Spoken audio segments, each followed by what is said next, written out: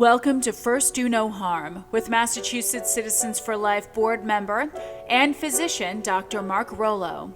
This broadcast will focus on medical ethics from a Catholic perspective and address abortion, physician-assisted suicide, contraception, natural family planning, IVF, healthcare proxy, and other topics.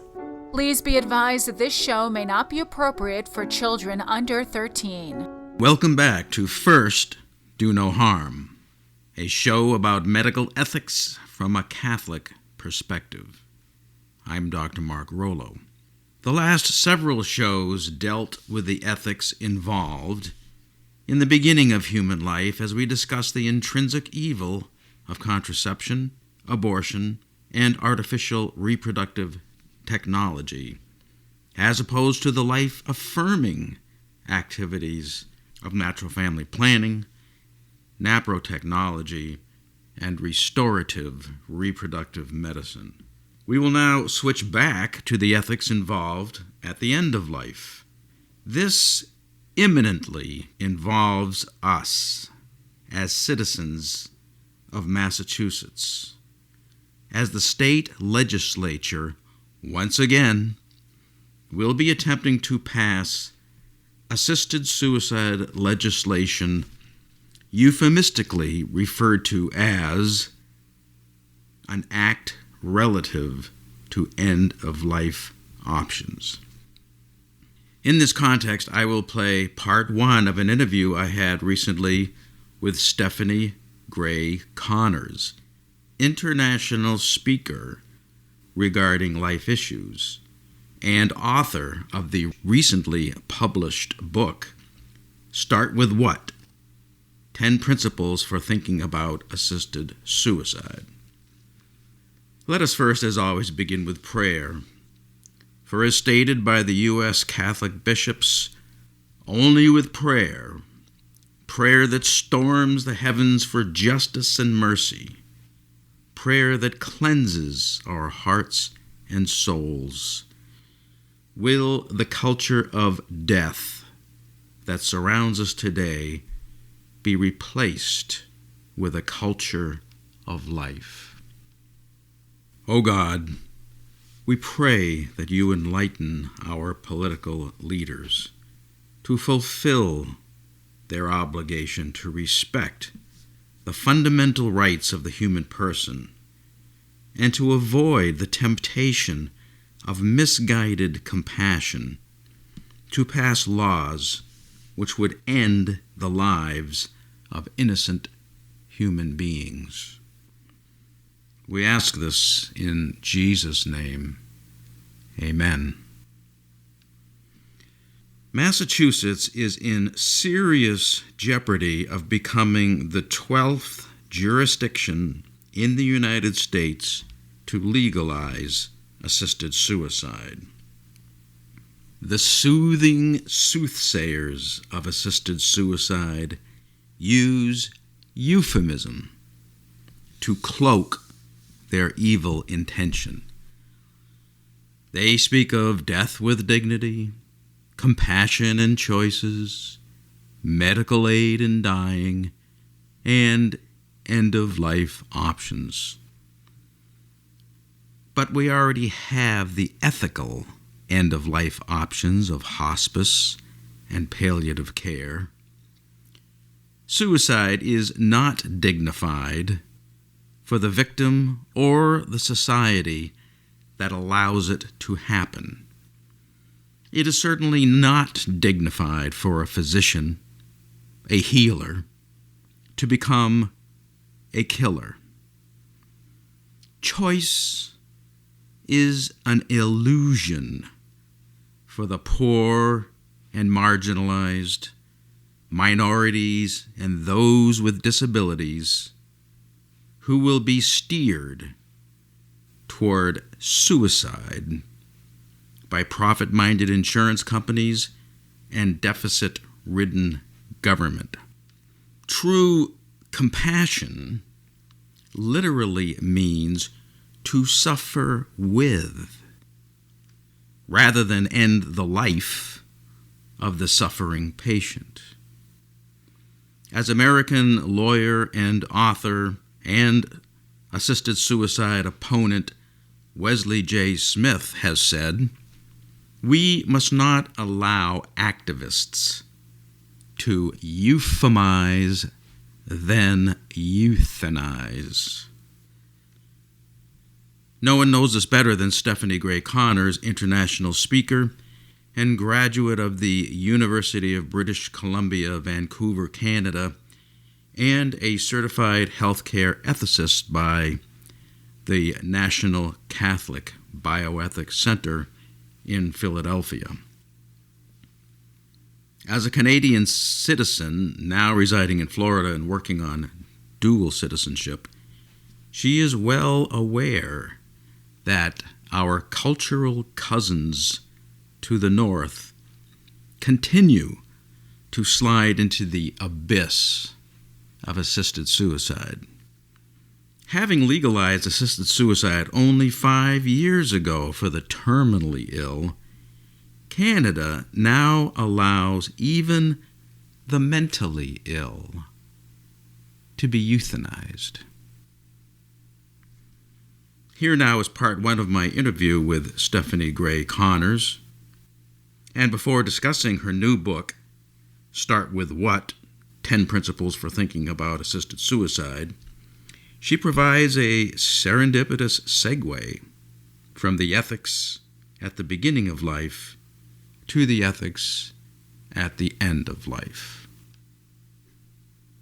With me now is Stephanie Gray Connors. She is an author and international speaker who began presenting at the age of 18. She has given more than 1,000 pro-life presentations over 2 decades across North America, as well as in Scotland, England, Ireland, Austria, Latvia, Guatemala, Mexico, and Costa Rica. I get tired just reading it.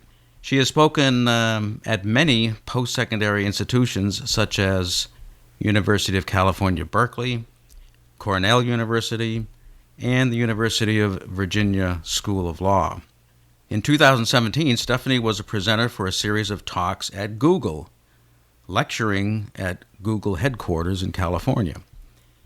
Stephanie's audiences are vast, including medical and law students, churches of various denominations, seminaries, high schools, and conferences.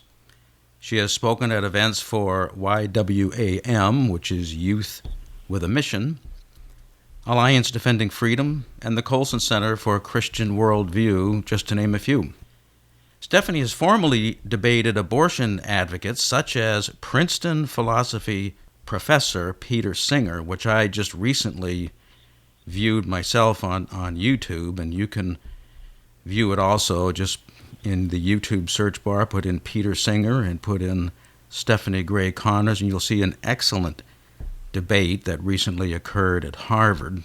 And Peter Singer is quite a famous philosopher, some would say infamous, since he is not only pro-abortion but pro-infanticide in some cases.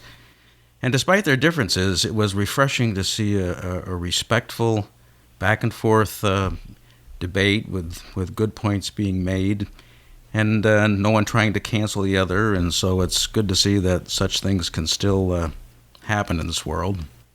Stephanie has also debated late-term abortionist Dr. Fraser Fellows.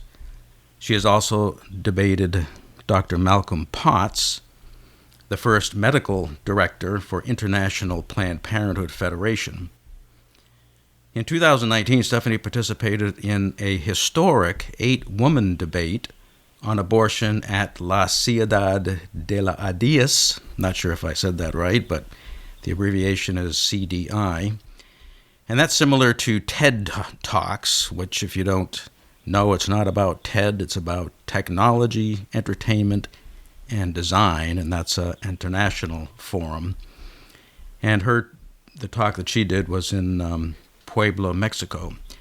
Stephanie is also the author of Love Unleashes Life, Abortion and the Art of Communicating Truth, and she is the author of a new book, which is the subject matter of today's conversation, which is called Start With What? 10 Principles for thinking about assisted suicide.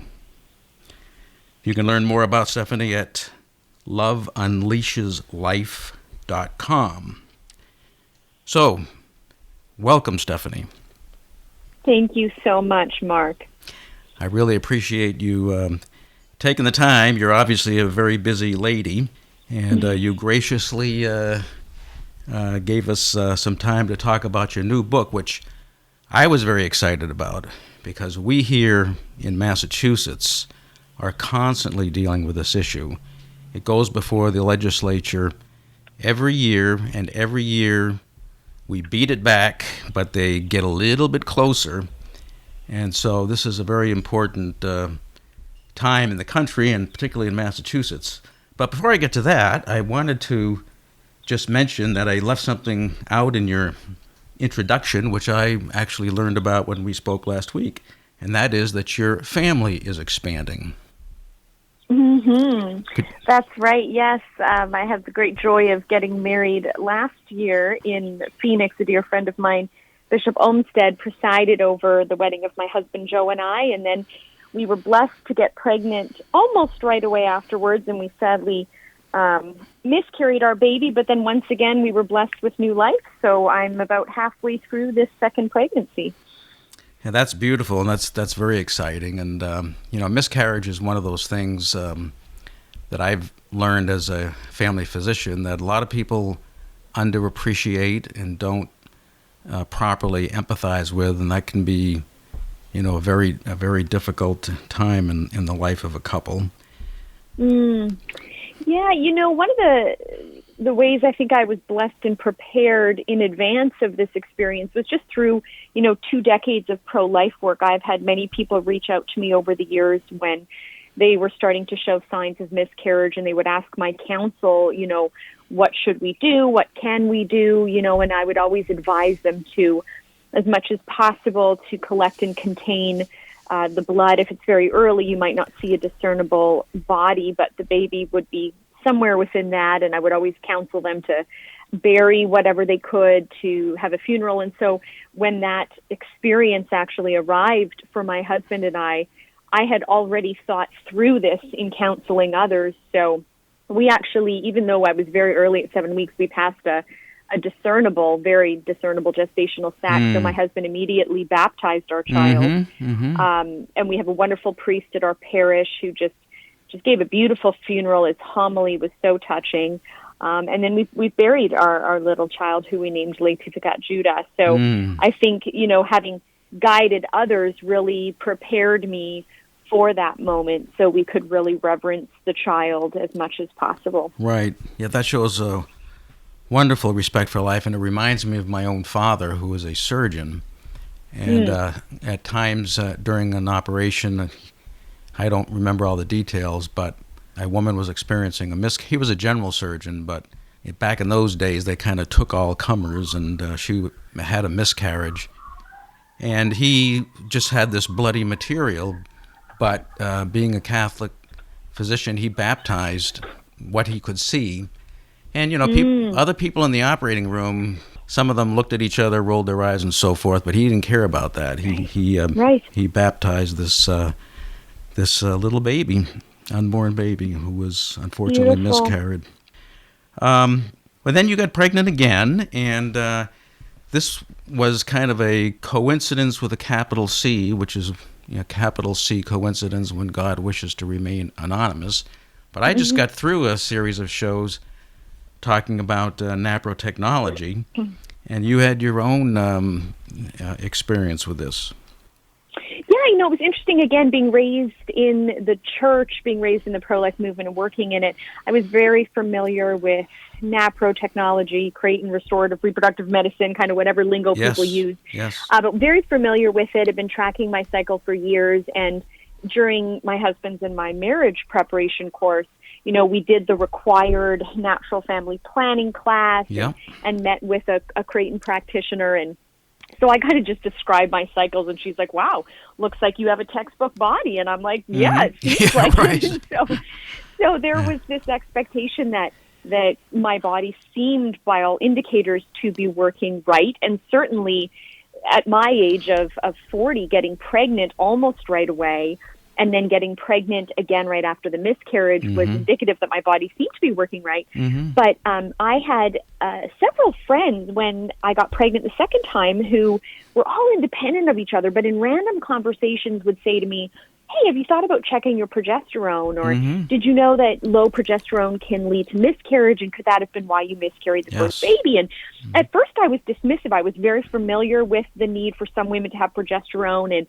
And I said, oh, no, my doctor said he thought our baby was disabled and had stopped growing. And so he didn't think it was a hormone issue. And so I was just like, no, I don't need to look into it. But after I think it was about 5 independent friends bringing this up to me, I thought, oh, my goodness, maybe I should look into this, you know. So out of an abundance of caution, I asked my doctor to run just basic blood work to check my progesterone. And at where I was in pregnancy at that point, I think it was 5 weeks, the levels were good. And then I'm just a very thorough person. And so I called them a week later and said, can you run my blood again? I just want to make sure it's actually increasing. Right. And so they did, even though they said that's not their normal practice, but they were willing to do it. And then I was very alarmed because my blood work at that point came back showing a decrease in progesterone. And of course, you should be increasing very much so at the beginning of pregnancy. Right. So my husband and I, immediately got into quit gear using our networks in the pro-life Catholic NAPRO world of getting connected to a NAPRO doctor who put me on a prescription for progesterone until I could find a local NAPRO doctor who I then found, and he's actually been monitoring my levels throughout this pregnancy. I'm 20 weeks now. I'm still taking some progesterone supplementation, although we've been able to pull back a bit, but I'm just so grateful that this exists. And to think that there was a chance we could have lost our child had we not looked into it, and to think that there are so many couples that are ignorant of that, and the kind of average physician does not investigate it, which I find very troubling. So, the more I think we speak about this and inform people of it, the better, because we can save them a lot of heartache. Right.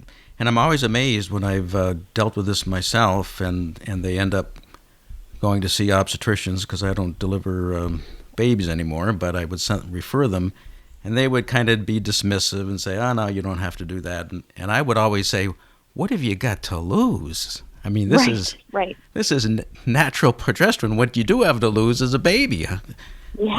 So it was great to hear that, because I'm up here in Massachusetts and you're down there in Florida, but there are people across the world who actually are practicing this. And you mentioned you had mentioned Dr. Delgado, who we've had on this show sort of indirectly, talking about abortion pill reversal, which is another application of progesterone. But so that was very exciting. Yeah, that's right. He was one of my first point of contacts, because whether you're trying to maintain the pregnancy you very much desired, or whether you're trying to get back the pregnancy you tried to get rid of, and starting the abortion pill. That's right. Progesterone in either of those situations, as has been described to me, means progestate. It facilitates the gestation and sustaining of that child. And so if a woman, has taken that first abortion pill and thinks, oh my gosh, what did I do? I actually want this child.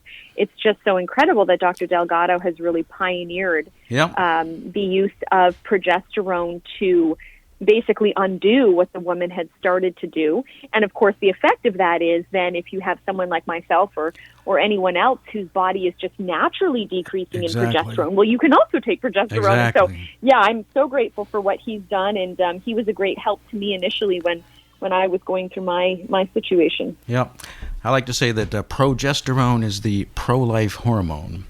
And it's good in a number of cases. But let's get to the other end of life's spectrum and talk about your book, Start With What? 10 Principles for Thinking About Assisted Suicide. So why don't we begin by, I'd like to ask you, in fact, I shared this with my wife, and she said to me, what made her decide to write that now? And I thought, I didn't have that down. So let me ask you, what brought you to write the book now, and what made you choose that particular title? Yeah, great question. So in terms of what prompted it, although I am living in the States now, I am a Canadian, Yes. and about 5 years ago, assisted suicide was first made legal in Canada, and actually in the past few weeks, it's been expanded now Yes. to even include the mentally ill, which is just so distressing and alarming. Yes.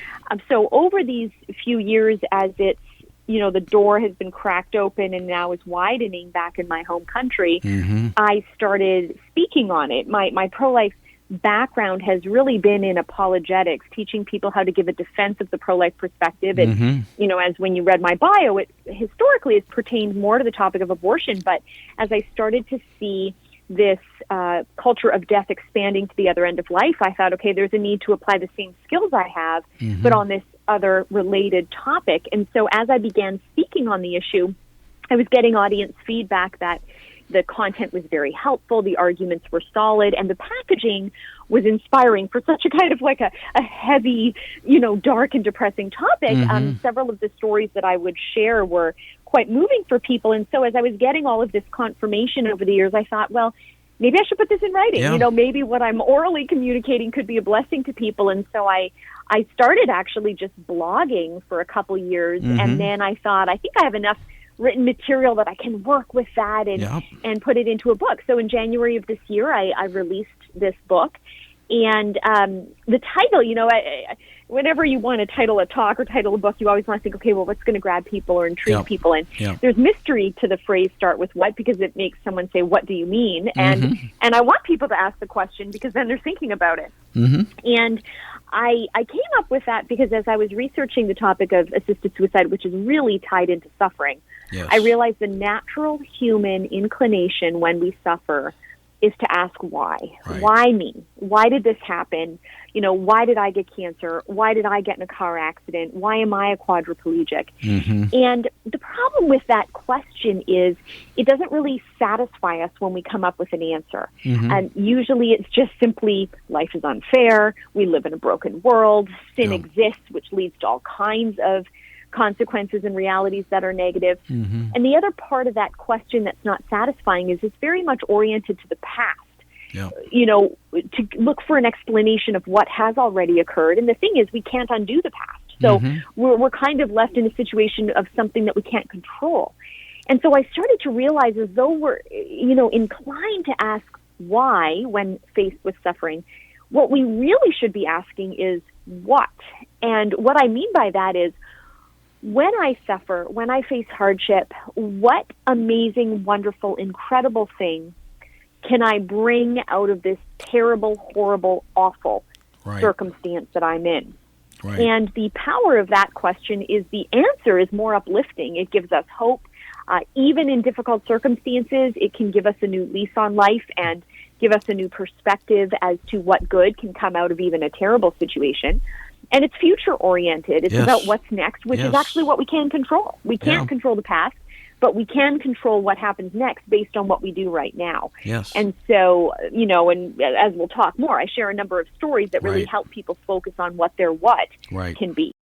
This concludes part one of my conversation with Stephanie Gray Connors. Tune in next week for compelling stories regarding the scourge of physician-assisted suicide. Be sure to go to her website, loveunleasheslife.com. That's loveunleasheslife.com. There you can order her book, Start With What? 10 Principles for Thinking About Assisted Suicide. You can also read her blog and be informed about her upcoming events on loveunleasheslife.com. Also, please be aware that the 2021 Assisted Suicide Bill is now before the Massachusetts Legislature. It is euphemistically called an act relative to end-of-life options. Please call your state representative and state senator today at 617-722-2000. Tell them we already have end-of-life options. They are called hospice and palliative care. Tell them you want your doctor to continue to be a healer and a comforter, not a killer. Again, that's 617-722-2000, or go to malegislature.gov. Let me conclude by relating to you what Holy Mother Church tells us in the Catechism of the Catholic Church. This is paragraph 2277. Whatever its motives and means, direct euthanasia consists in putting an end to lives of handicapped, sick, or dying persons. It is morally unacceptable. Thus, an act or omission which of itself or by intention causes death in order to eliminate suffering constitutes a murder gravely contrary to the dignity of the human person and to the respect due to the living God, his Creator. The error of judgment into which one can fall in good faith does not change the nature of this murderous act, which must always be forbidden and excluded. Until next time, remember, we should always treat life with care and respect. And at the very least, we should first do no harm. Thank you for tuning in to First Do No Harm. Dr. Rollo welcomes your questions and comments. You may contact him at markrollo978@gmail.com.